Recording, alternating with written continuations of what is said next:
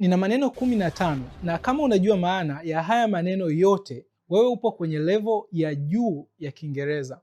Nitataja neno na wewe inabidi uchague maana yake sahihi kwenye machaguo nitakayotoa. Nitaanza na maneno marahisi 5, kisha magumu zaidi 5, kisha magumu kabisa 5.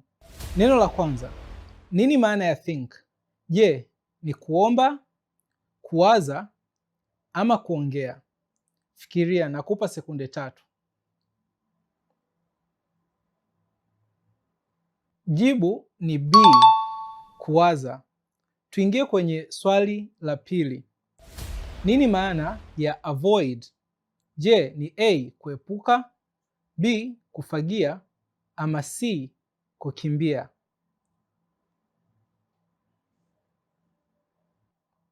Jibu ni A, kuepuka. Swali namba 3. Neno la 3. Nini maana ya drop? Je, ni A, kupanda, B, kudondosha ama C, kufunga? Jibu ni B, kudondosha. Tuingie neno la 4. Nini maana ya grow? A, kuanguka, B, kukua, C, kufa? 1. Jibu ni B, kukua. Vocabulary ya 5. Nini maana ya slide? Je, A, kupiga, B, kusimama, C, kuteleza?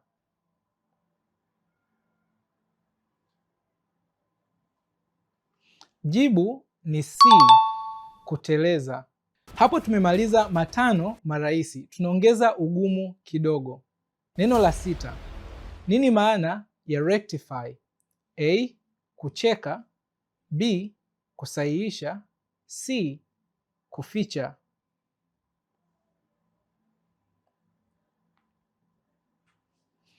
Jibu ni B, kusahihisha. Neno linalofuata. Nini maana ya tools? A, nyumba, B, vifaa, C, nguo?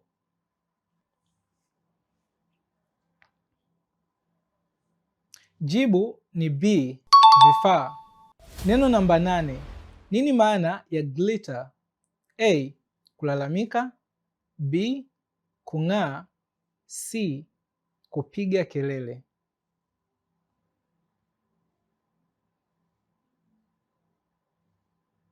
Jibu ni B, kung'aa. Neno namba 9. Nini maana ya fill? A, kujaza, B, kuondoa, C, kukata? Jibu ni A, kujaza. Sasa tunaongeza ugumu zaidi wa maswali. Swali la 10. Neno provoke. Nini maana yake? A, kuosha, B, kuimba, C, kuchokoza?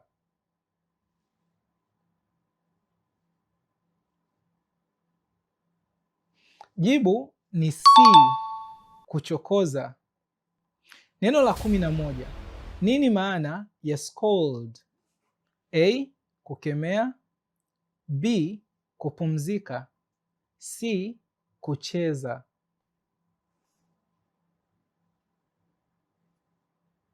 Jibu ni A, kukemea. Neno linalofuata la 12. Crouch. Nini maana ya crouch? A, kukimbia, B, kuchuchumaa, C, kusimama?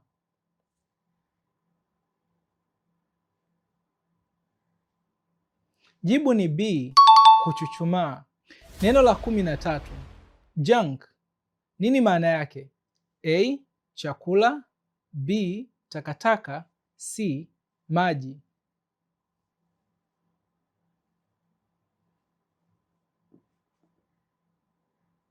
Jibu ni B, takataka. Neno la 14. Nini maana ya rust? Je, A, kutu, B, kipande, C, kutunga?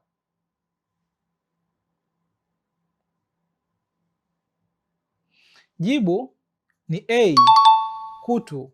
Neno la mwisho la 15. Nini maana ya phobia? A, furaha. B, hofu kubwa. C, furaha kubwa.